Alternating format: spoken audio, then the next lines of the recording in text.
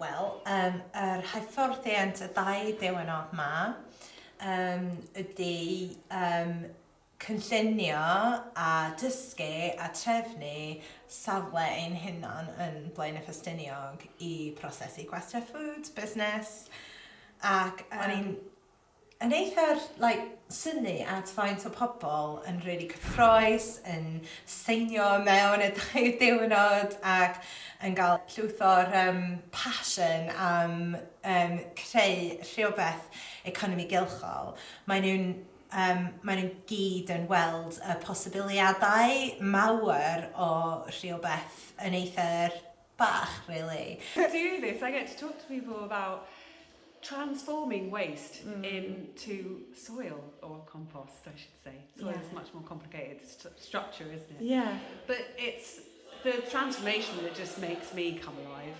I mean, particularly when we're talking about we're in places that have been sometimes discarded, and sometimes we as people can feel discarded within these places.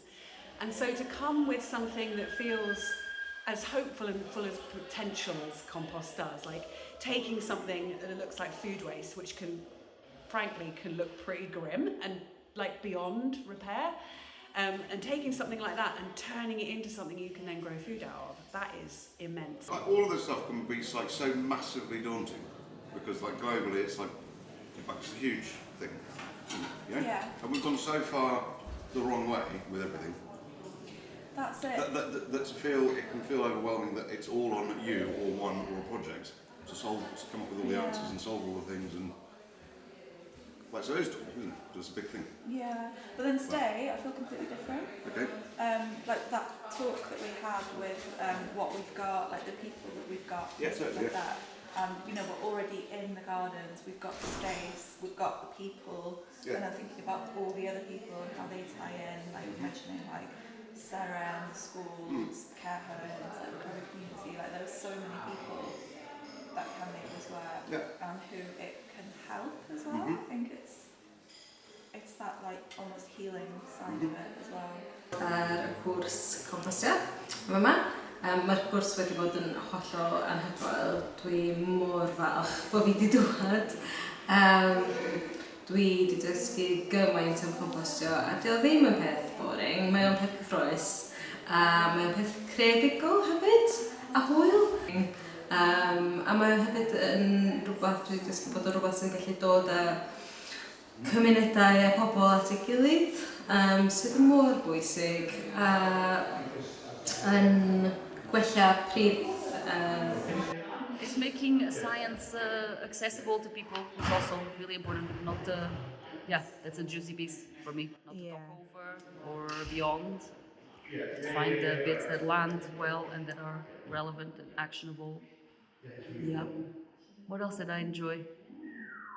Mro Ffestiniog has been amazing. The views from this hall are amazing. It's we are in a place. This isn't an abstract space to talk about some abstract concepts. This is a place. You guys are a place-based community. This building is nestled in this place. All the community work that's going on really shows. And you're really manifesting some real change. And that's really great to be part of it. Yeah. So be fydd criw Compostio Blaena yn gwneud? Okay,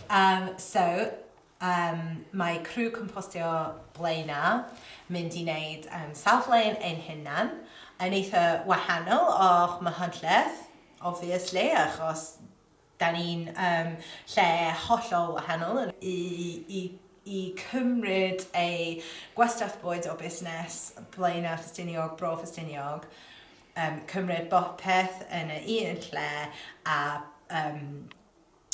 prosesu in a very scientific way, adio stuff I fyny ac creu pridd I defnyddio i'r tyfu llysiau, garddio cymunedol, neu pridd I prynu hefyd I bawb. So